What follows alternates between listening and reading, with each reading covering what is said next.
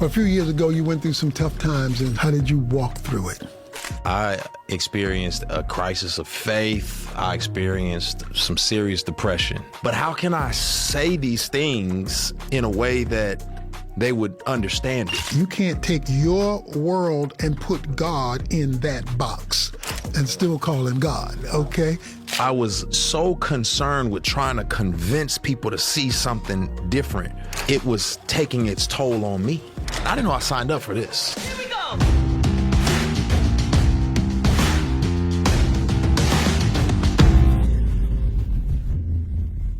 Well, I have the joy, the privilege, the excitement, the exuberance of welcoming to our Unbound podcast the famous, and not infamous, the famous Lecrae. Hey, welcome. We're so glad to have you. I'm honored. Like, it's a massive honor to be here with you. Well, you know, we've shared some time over the years together. And in fact, I was just asking you about your wife and about the connection that you kind of had with her and Oak Cliff and how that worked. Why don't you just summarize that for me? Yeah, long story short, my wife was going to Oak Cliff Bible Fellowship before we met. She grew up right around the corner from the church. And we met at the University of North Texas. And her and a group of her friends would drive from Denton all the way down here on Sundays. And once we got together, I tagged along with them and was blessed. So, and you've been married now how many years? We will be 20 years next month. Come on, not now. Next month. February. Whenever. Yeah, okay. Yeah, all right. yeah. So you got an anniversary in February. Coming up. Okay. Yeah. And kids? 3 kids. David, 17, Amaya, 16, and Landon, 13. Okay. Yeah. Okay. Yeah.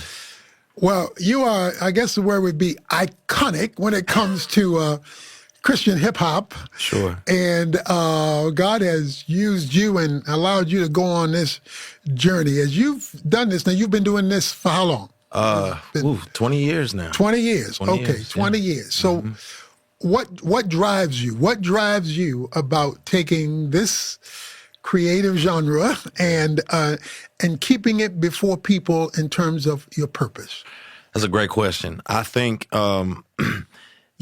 early on learning that God uses broken things to paint a picture of his glory and his goodness.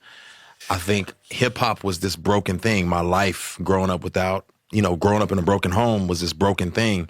And I was fascinated at how God could use something like this. And so for me, I get excited to take something that has historically been seen as broken and then bringing it to the healing aspect of God's work to disenfranchised communities, to young people, to old people, everybody. And I think that's the inspiration, is just seeing people come alive, hearing a reflection of God in the music. Well, that's interesting. When you track through the Bible, brokenness is everywhere. I'm trying to think of an unbroken leader that God used, or that somebody who was broken, who he put back together and then used them, because built in that is hope. That means good. Brokenness is not doesn't have to be a permanent malady. It can be something that can be transformed. So your own brokenness and the brokenness you saw around you became an impetus for what you do. And hip hop was sure broken. Absolutely. So you're kind of fulfilling, in a sense, a calling coming and tied to your experience. Absolutely. So we've shared some time along the way. Is there anything that stands out in terms of your time at Oak Cliff, your time with me, that God particularly zeroed in on? Is this a joke? No. Do we have time? I'm trying to be serious. Pick one. Oh my goodness!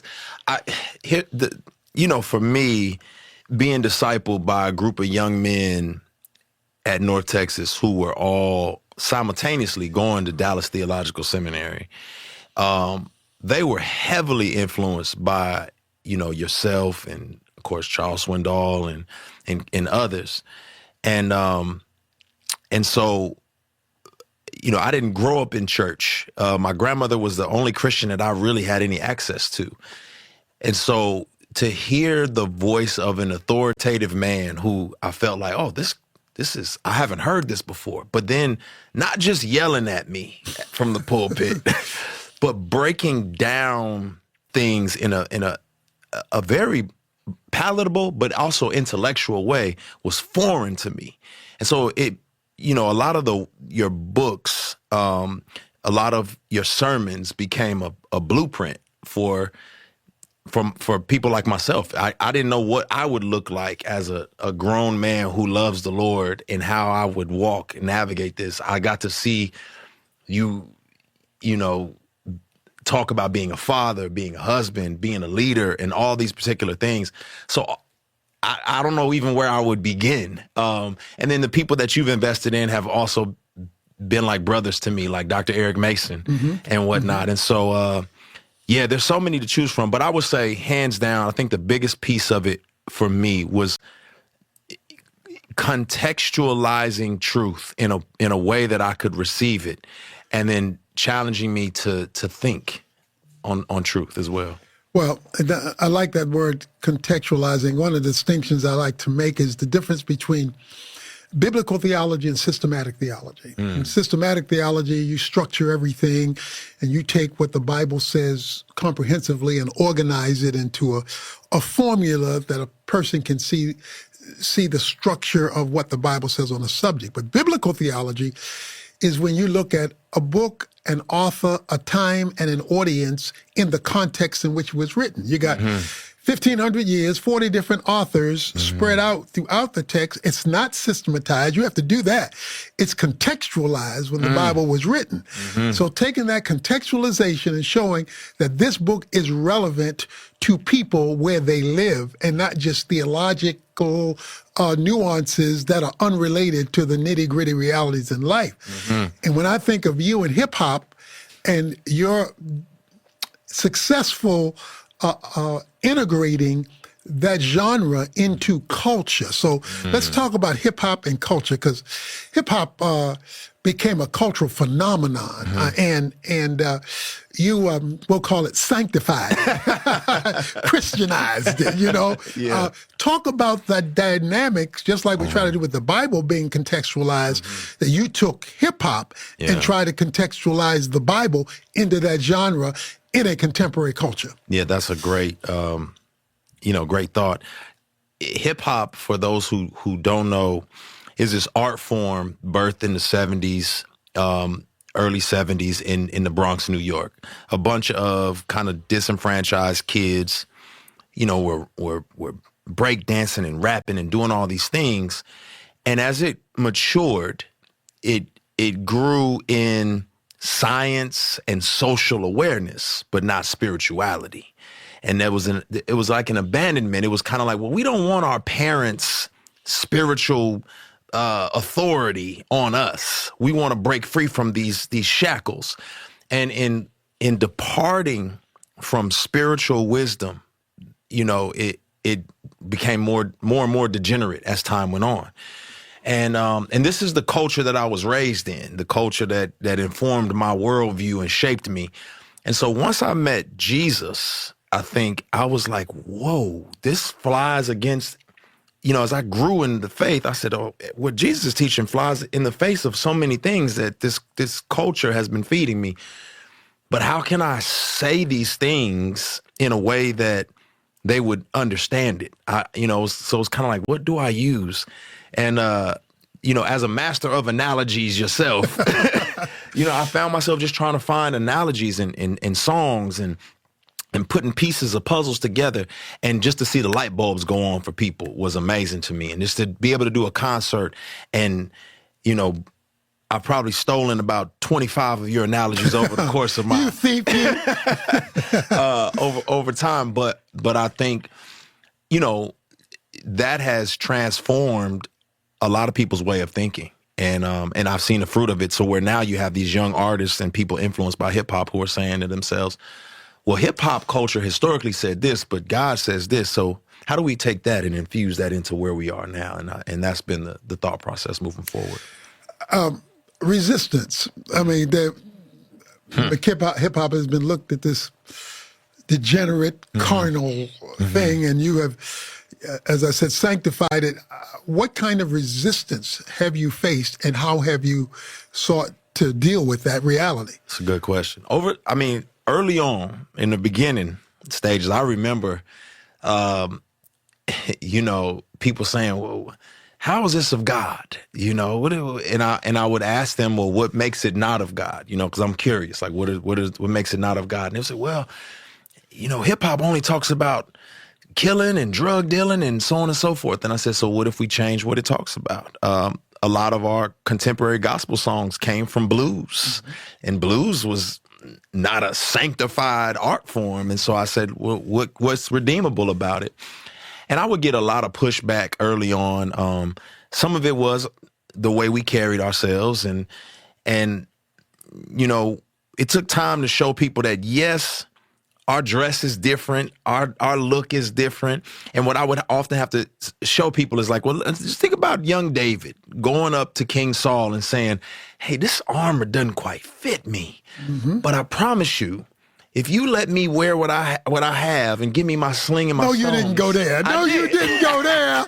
Hey, you working it, boy. You working it. Hey, it just let me use what I know. I promise you I'll get the job done. I promise I'll get out here and still slay some giants. And that's been kind of the way I've had to navigate against some of the early resistance that I dealt with on the journey.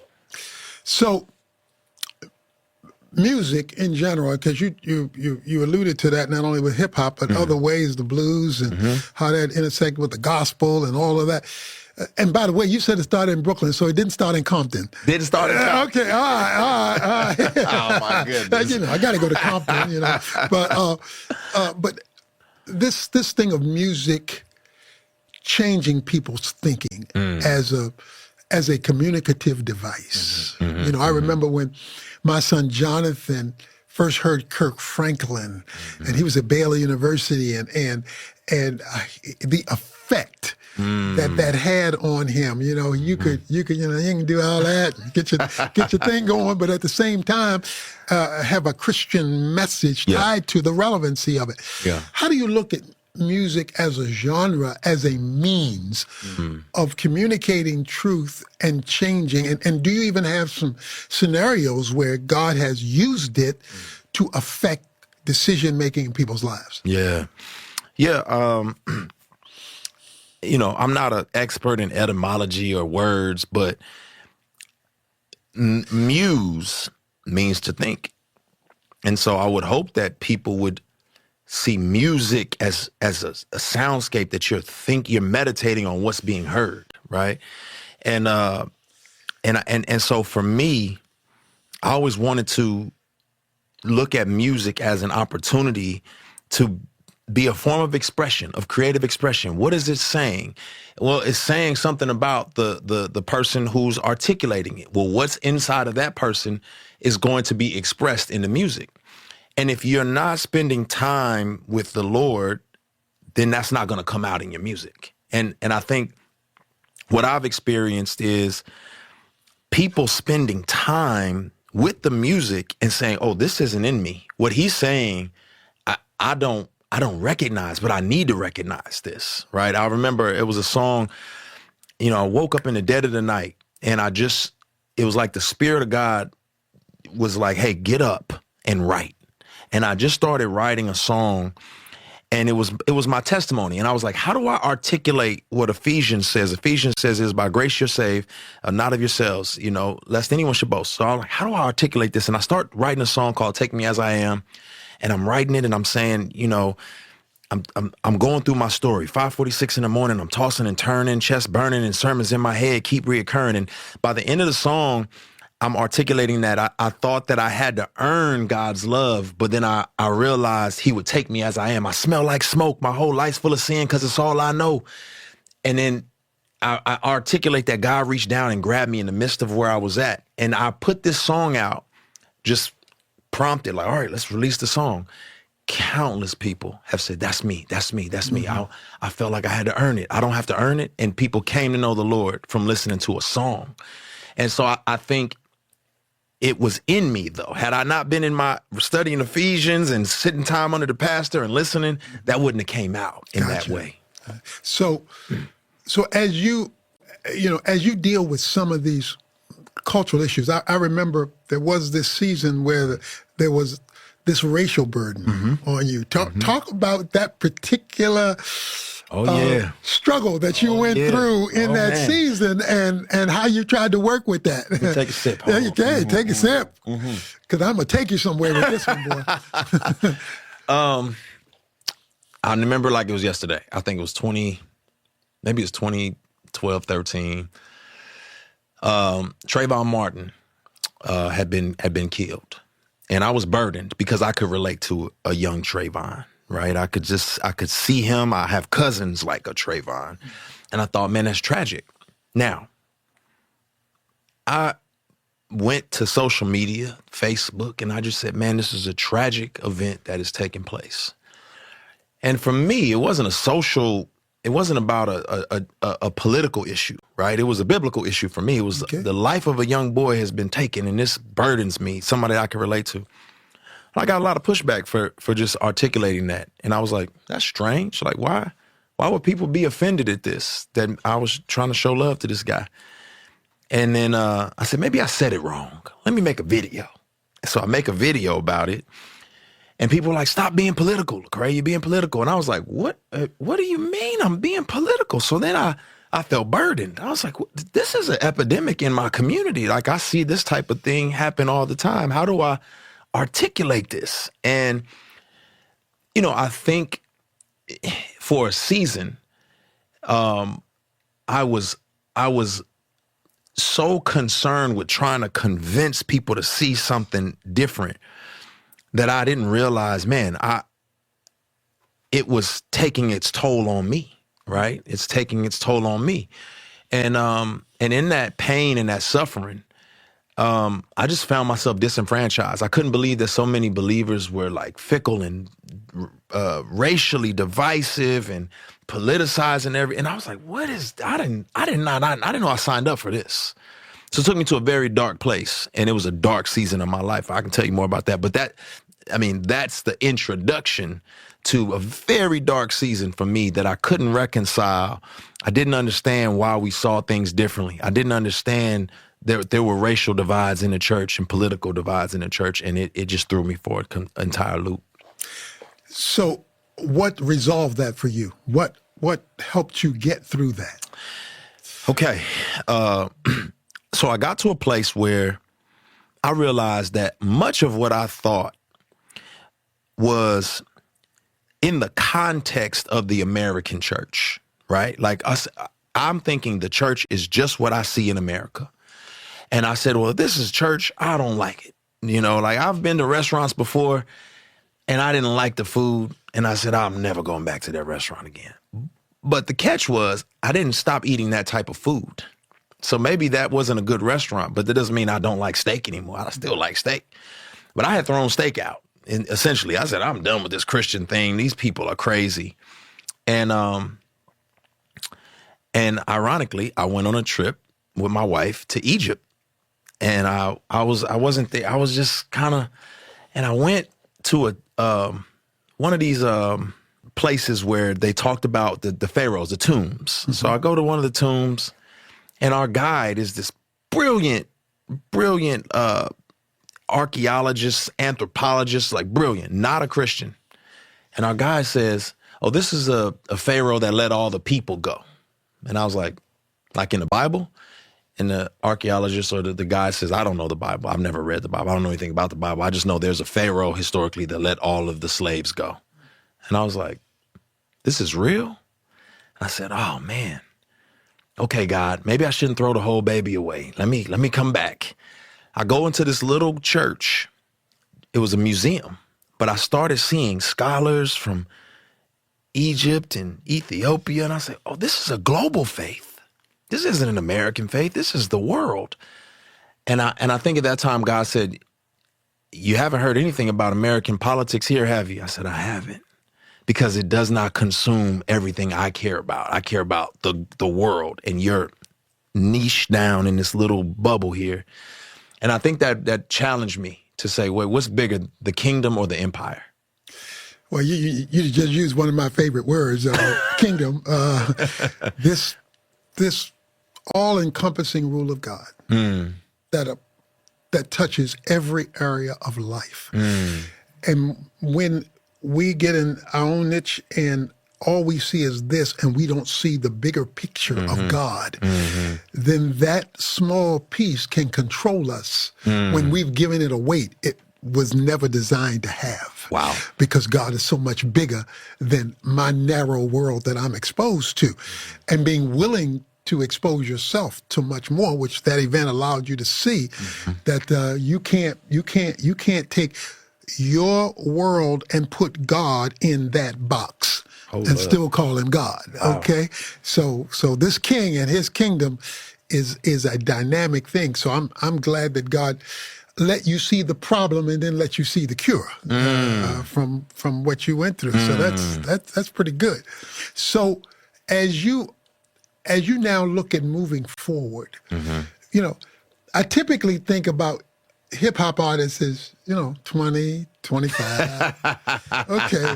That's 20 years ago. I mean, okay, so, but it still seems to have a relevance today that transcends age and stage. How do you see it formulating as you see it, matriculate through time? Yeah, I think that we all age, we all get older, we all have to, Thanks a lot, but go ahead.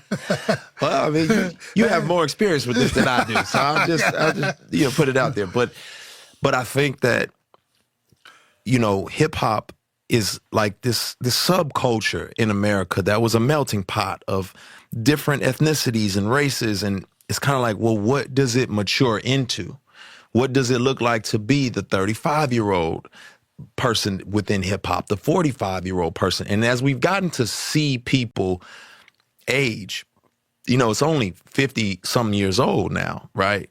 But as we've gotten to see people age and look at, oh, well, this is what LL Cool J from 18 to 50 something looks like now.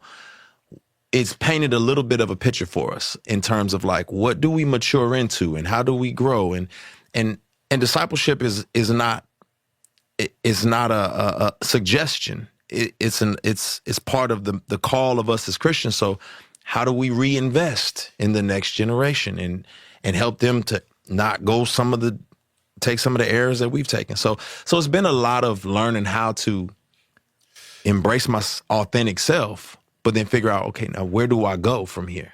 So let's institutionalize the conversation, because you have pastors and churches and congregants who are not ready to matriculate That's to good. that degree. But if they're going to reach the next generation, have to, and to not be stuck in your own generational mode. That's good. If you're going to minister relevantly That's good. to the future, Yeah. and not be stuck in the present or worse, the past. Right.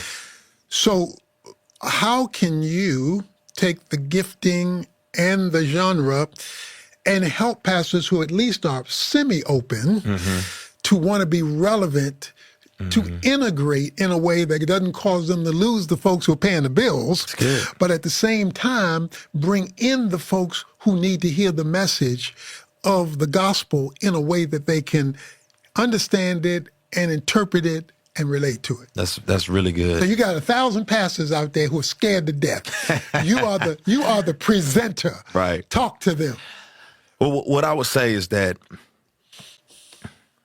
the gospel of Jesus, the truth of the scriptures, is always relevant, right? It's always going to be relevant. However, the means by which you're delivering it can grow irrelevant, right? So if I come into your congregation and I start speaking Old English as if I was from the 1600s, that way of communicating has become irrelevant. It's not working. If you were to take a pastor and say, hey, your congregation is growing and there's some people who are shut in and distant and in hospitals, they can't hear this message, what would you do? You would have to find a relevant means of getting that to them. And the relevant means may be a visual audio aspect of your ministry so you can connect to them. So we're always adding things to help broaden the reach. We use technology now. Microphones were not a part of the early church. We got microphones now. We're finding relevant ways of communicating the same truth to different generations and iterations of people. And I think if I'm a pastor or a leader within a church, I've got to realize that I will lose a generation of people if I'm not figuring out how they are communicating to one another. How, I would say look for the bridge between the generational bridge. And that's kind of what I've had to be in some circumstances is who's the generational bridge? I still want to hold on to these values and views, but I want to articulate it in a way that this group of people can understand. And it doesn't mean that your church is going to turn into just the hip hop church. Right.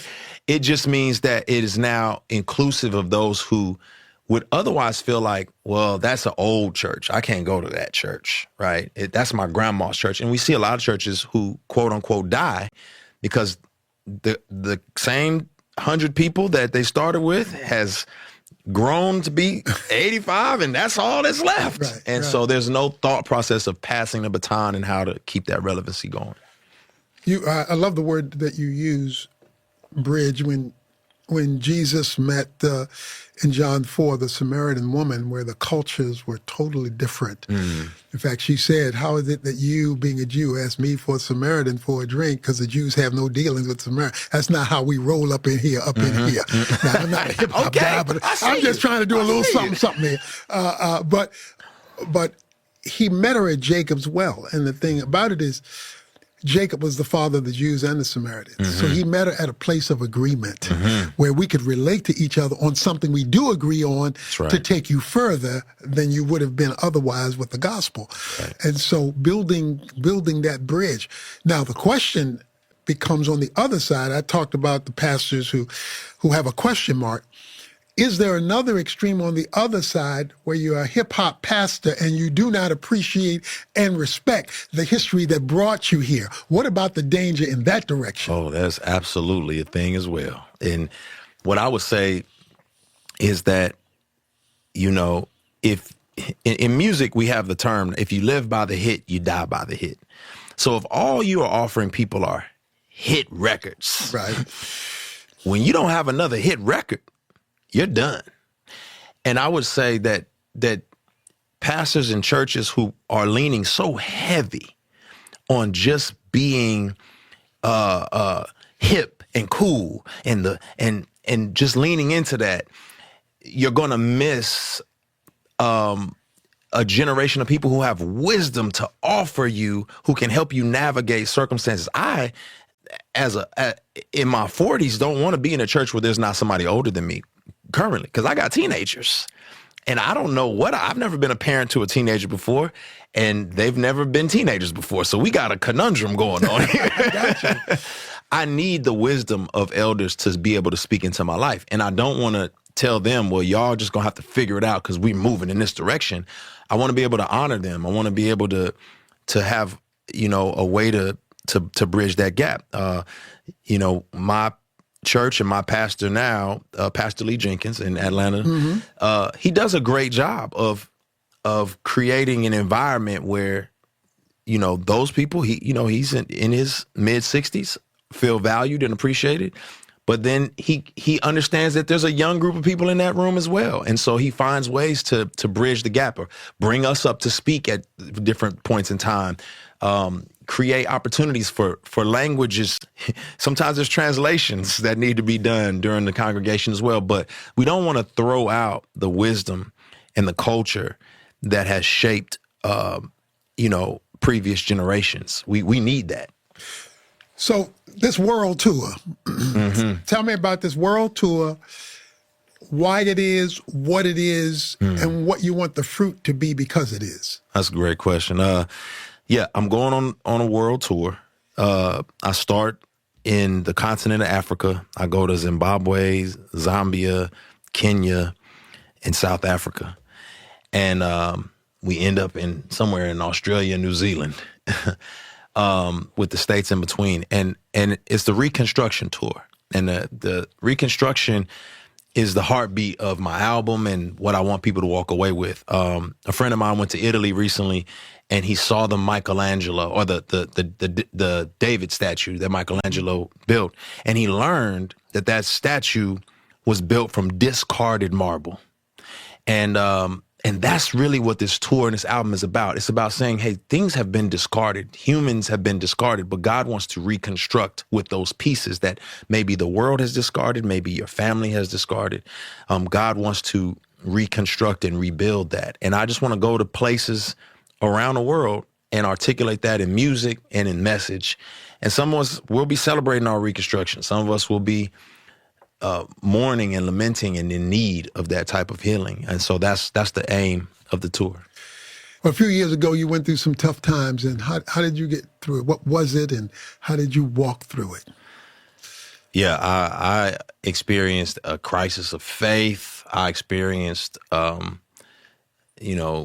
serious depression, some serious just downcast. I used to think depression and anxiety and all those things were just like, oh, get over yourself. And until it hit me, and I said, oh, this is real, and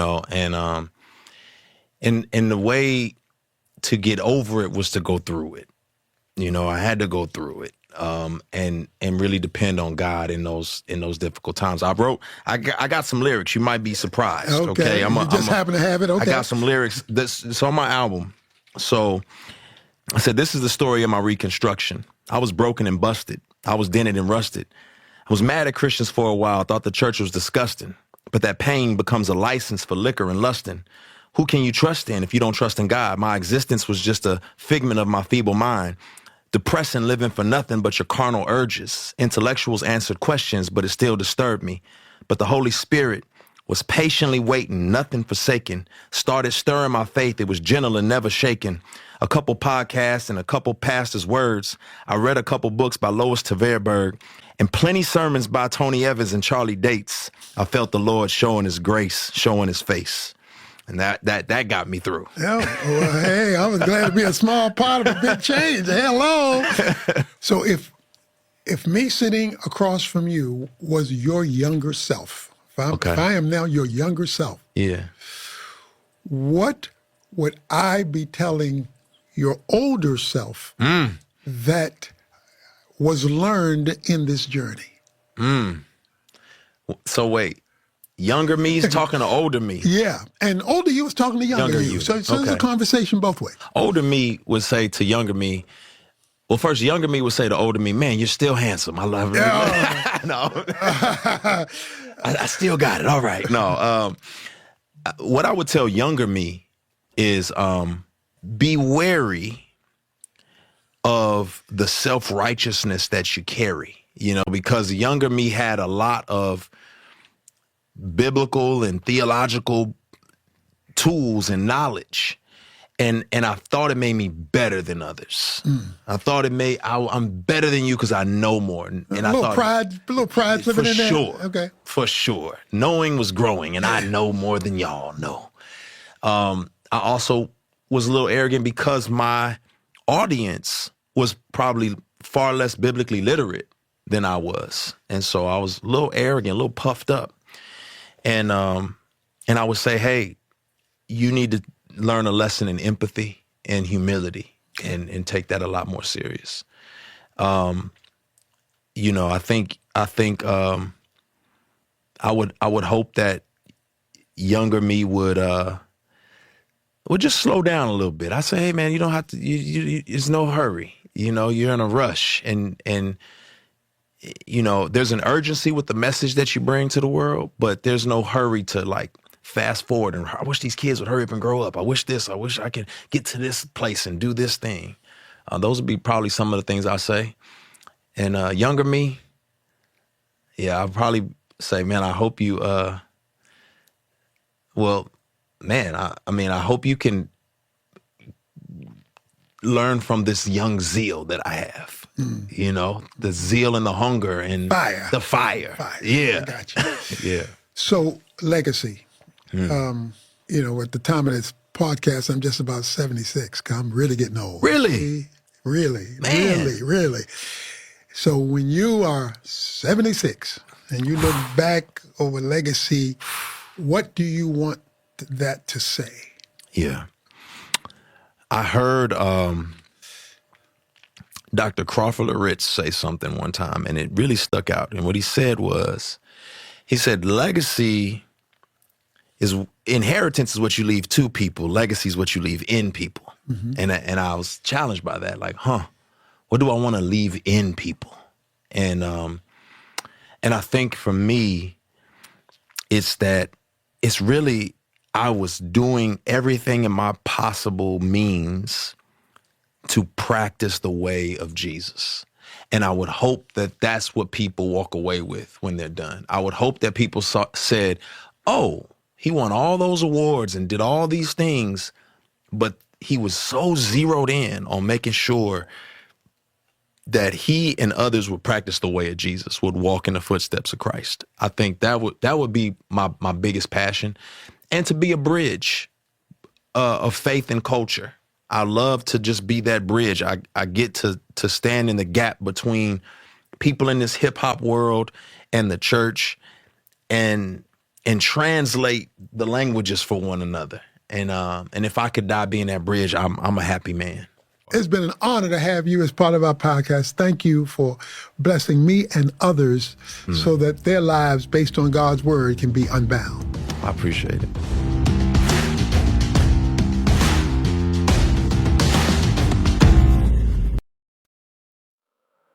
The pain remains, but so does hope. Every ending leads to something new. The memories still softly linger, like the rain that won't quite fade. And some nights my heart feels heavy from the choices that we made. But I've learned that even heartache cannot hold me where I stand. For every door that closes slowly opens roads I've never planned. Though the sadness still remains, I know this isn't where I end. Every goodbye holds a new sunrise. Every loss can heal again. So I'll keep walking toward tomorrow with hope inside my soul, trusting brighter days are waiting somewhere down this road. There were dreams I thought were forever. Now they drift like fallen leaves. But the future whispers gently, there is more ahead for me. Though the sadness still remains, I know this isn't where I end. Every goodbye holds a new sunrise. Every loss can heal again. So I'll keep walking toward tomorrow with hope inside my soul, trusting brighter days are waiting somewhere down this road. I may carry scars from yesterday, but they won't define my way. 'Cause even broken hearts can find a stronger love someday. Though the sadness still remains, I know this isn't where I end. Every goodbye holds a new sunrise. Every loss can heal again. So I'll keep walking toward tomorrow with hope inside my soul, and brighter days are waiting somewhere down this road.